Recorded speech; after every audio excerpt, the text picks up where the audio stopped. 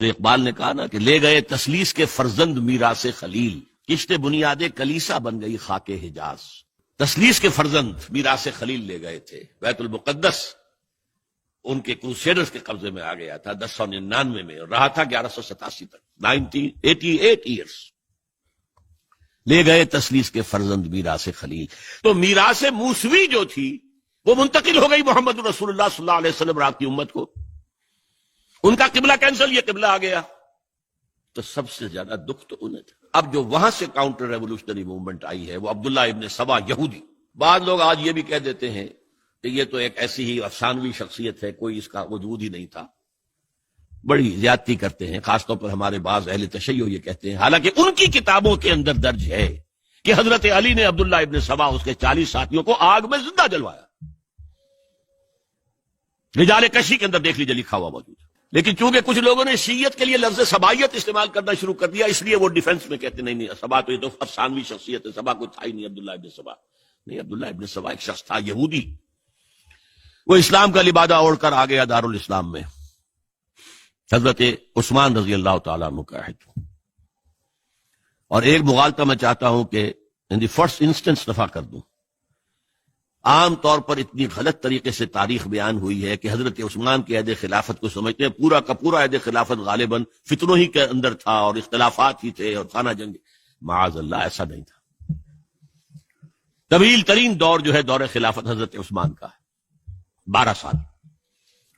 حضرت ابوبکر کے 2.5 سال، حضرت عمر کے 10 سال، دونوں کو جمع کریں گے تو عثمان کا، اور اس میں 10 سال بالکل اسی شان کے ہیں جو حضرت عمر کے خلافت کی شان ہے، کوئی اختلاف نہیں۔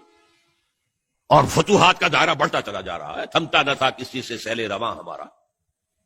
اس کے آخری ایام میں یہ شخص آیا اور اس نے ایک تو یہ کیا کہ پرانی جو قبائلی عصبیت تھی اس کو زندہ کیا۔ خلافت تو بنو ہاشم کا حق ہے، محمد ہاشمی تھے صلی اللہ علیہ وسلم۔ ہاؤ کم یہ ایک بنو امیہ کا شخص کیسے بیٹھا ہے؟ دیکھیے اس شخص نے کتنا انتظار کیا۔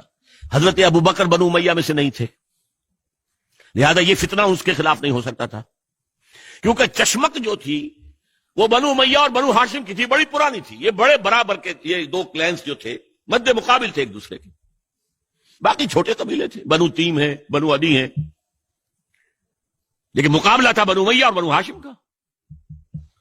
حضرت ابوبکر بنو تیم میں سے، حضرت عمر بنو عدی میں سے، بنو امیہ میں سے حضرت عثمان۔ اب اس کو موقع ملا، اب آیا یہ اموی، یہ بن گیا۔ یہ سب غاصب ہیں، ابوبکر بھی، عمر بھی، عثمان بھی۔ خلافت پہلے دن سے علی کی ہے اور اس کو ملنی چاہیے۔ اس سے آگے بڑھ کر، اور علی تو خدا ہے، انکارنیٹ، گاڈ انکارنیٹ، یہ اس کا عقیدہ جس نے پھیلایا۔ یوں سمجھئے ایک شخص نے حضرت عیسیٰ کے دین کو زیرو کر دیا تھا۔ لوگ مانتے نہیں کہ ایک شخص اتنا کچھ کر سکتا ہے۔ یہودی اور سازشی ذہن، ان کی صلاحیت اور ذہانت۔ ایک شخص تھا پال، حضرت عیسیٰ کو خدا کا بیٹا بنانے والا، وہ توحید ختم، تسلیس آ گئی۔ شریعت کو ختم کرنے والا وہ، حضرت عیسیٰ کہہ کر گئے تھے تم پر شریعت موسوی نافذ رہے گی، اس نے کہا نہیں، ایبروگیٹڈ، نو شریعہ۔ نمبر 3، حضرت عیسیٰ نے کہا تھا تمہیں تبلیغ کرنی ہے صرف یہودیوں تک۔ I have been sent only in search of the lost sheep of the house of Israel۔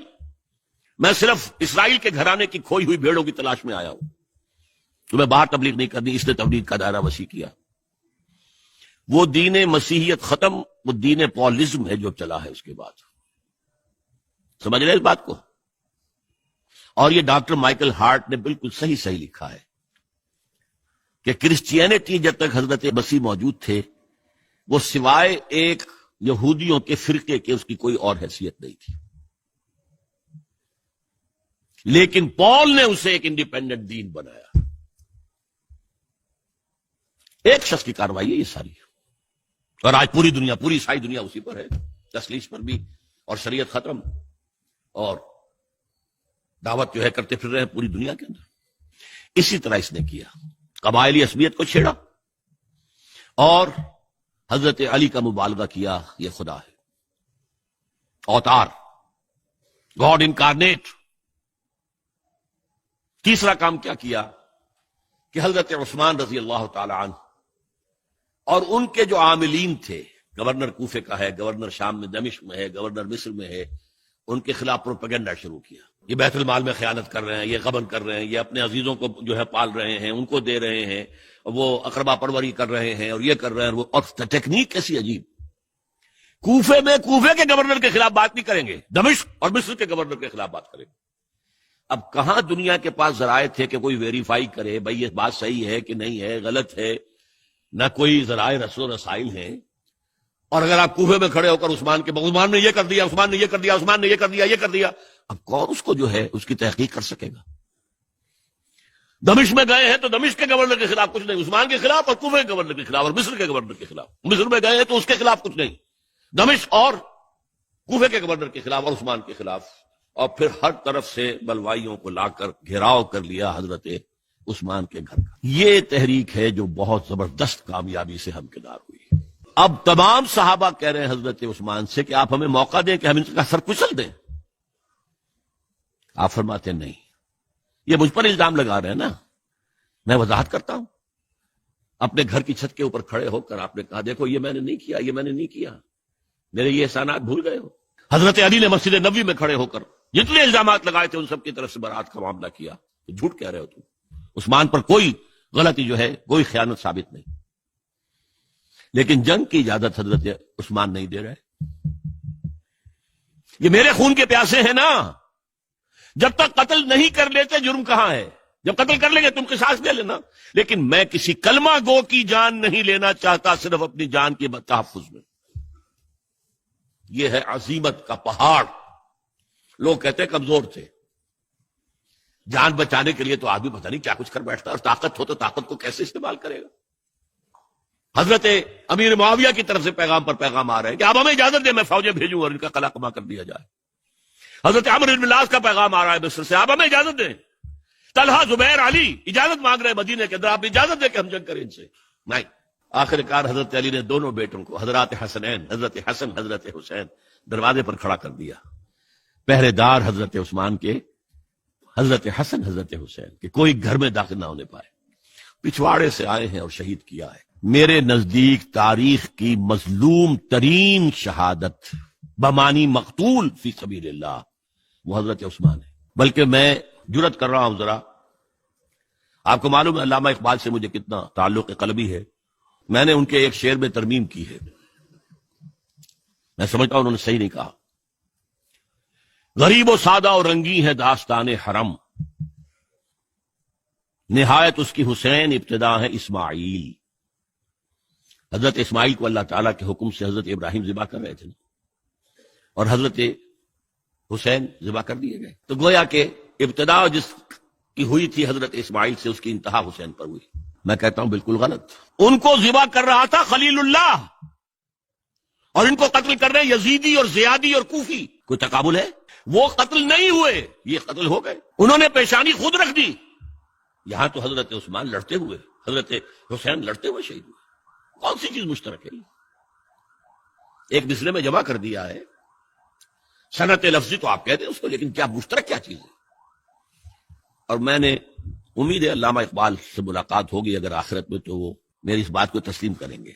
میں نے اس شعر کا دوسرا جو مصرع ہے بدلا ہے، نہایت اس کی ہے عثمان ابتدا حابیل.